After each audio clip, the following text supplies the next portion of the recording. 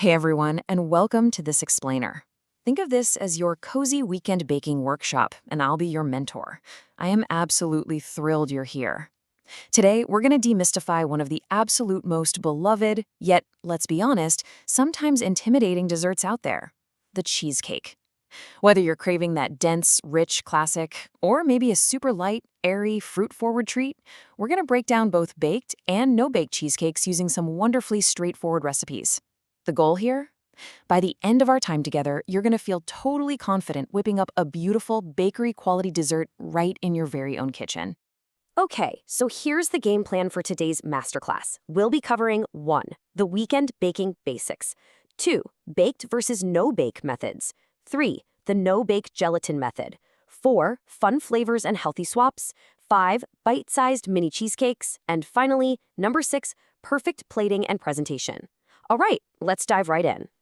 Section 1, the weekend baking basics. Let's get set up for success, shall we? You know, if you've ever felt like baking requires this massive mountain of fancy equipment, well, I've got great news. You really only need a few simple tools for these recipes. Your main piece of gear, just a standard 9-inch or 10-inch springform pan. Oh, and for the mini cheesecakes, simple muffin cups will do the trick perfectly. You'll also want a basic saucepan for some gentle stovetop heating, and maybe a food processor. That comes in super handy for blending ingredients until they're perfectly smooth, like in our Paris pastry recipe. Finally, just having some aluminum foil on hand is a fantastic oven safety and kitchen hygiene practice.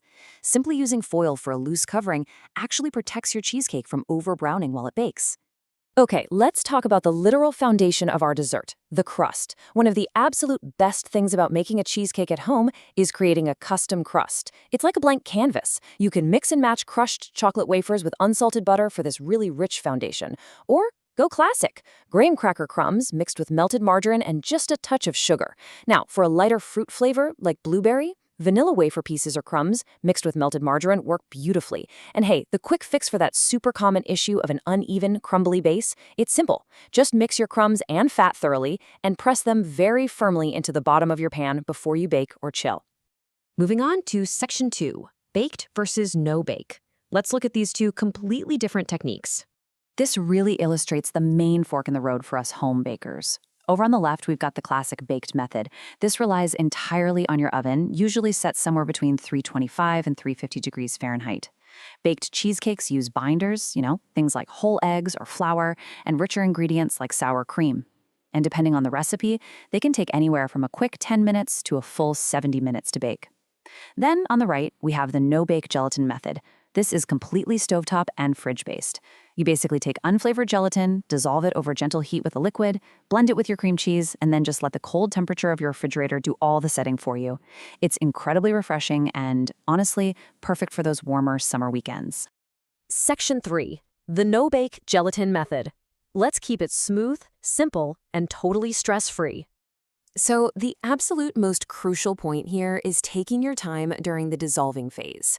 Think of this as a step-by-step kitchen guide. Step 1, mix your unflavored gelatin with a cold liquid. Now this could be cold water or even orange juice if you're making a citrus cake.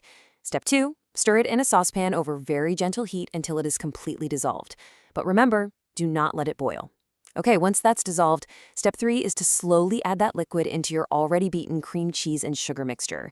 You want to beat it continuously to make sure you get a perfectly smooth filling without any of those dreaded lumps.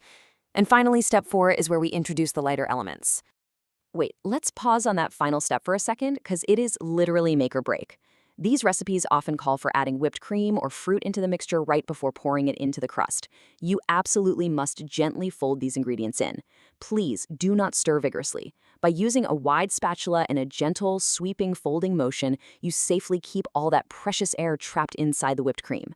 That's what ensures your final cheesecake texture remains wonderfully airy and light rather than becoming dense and heavy. All right, Section 4, fun flavors and healthy swaps. Time for some really creative customizations. You know what's really cool? You can actually lighten up these rich desserts without sacrificing an ounce of flavor. If you're looking for lower calorie or fat-free options, there are some fantastic substitutes out there.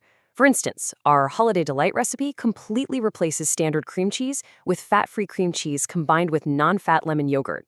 It completely maintains that delicious, creamy tang. You can also easily swap out whole eggs for a cholesterol-free egg product and just use melted margarine instead of butter for your crusts. It's just a super smart way to enjoy a decadent dessert while being a bit more mindful of your ingredients. The flexibility of these recipes is just phenomenal. Take a look at these ingredient add-ins. Say it isn't the holidays and you literally can't find eggnog for the eggnog cheesecake. No problem. You can easily swap it out for milk, a teaspoon of vanilla, and 3/4 of a teaspoon of rum extract. Bam! Instant eggnog flavor. Or what if you want to change the filling texture to something incredibly smooth and fluffy? Just add 7 ounces of jarred marshmallow creme, which works beautifully in blueberry recipes, by the way. And to balance out sweet, heavy fillings, adding 1 to 2 teaspoons of fresh, tart, grated orange or lemon zest will bring this gorgeous citrus brightness to the whole plate. Incorporating seasonal fruit is another amazing way to customize. Depending on what's available, you can use fresh or frozen fruit. You can actually puree fresh blueberries right into the filling mixture for this incredible vibrant color. Or if you're using thawed frozen strawberries, whatever you do, don't throw away that liquid. You can actually use those saved strawberry juices, mix them with just a splash of milk, and blend them directly into your gelatin and cream cheese mixture. Oh, and here's a pro tip. You can even swirl fruit purees into the top of the cake right before chilling for a stunning, elegant marble design. Section 5. Bite-sized mini cheesecakes. Perfect for parties. Honestly, making bite-sized miniature cheesecakes is such a brilliant weekend project, especially if you're hosting. You don't even need to make a crust mixture. Literally just place a single whole vanilla wafer at the base of standard muffin cups. Beat your cream cheese, sugar, and large eggs until smooth, and fill the cups about halfway. And because they're so small, they only need to bake at 350 degrees for about 10 minutes. That's it. Let them cool, chill them overnight, and they are ready to go. It is a fantastic, totally zero-stress way to serve dessert to a crowd. And finally, Section 6, perfect plating and presentation, because we want it to look as good as it tastes. Okay, I want to share this essential secret directly from our baking sources because it is the ultimate quick fix for a very, very common issue, the dreaded cracked top. See, after a cheesecake bakes, it actually shrinks slightly as it cools.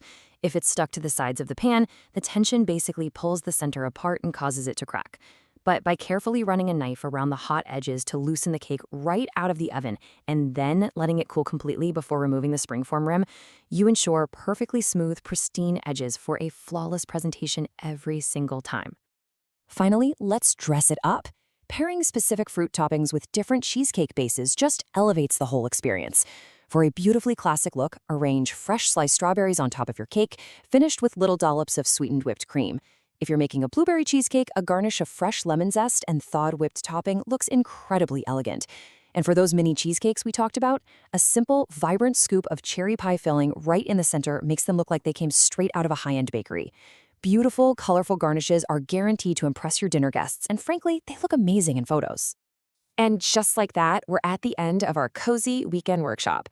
We've unlocked the secrets of both baked and no-bake methods, we've explored healthy swaps, and we learned how to plate like an absolute pro.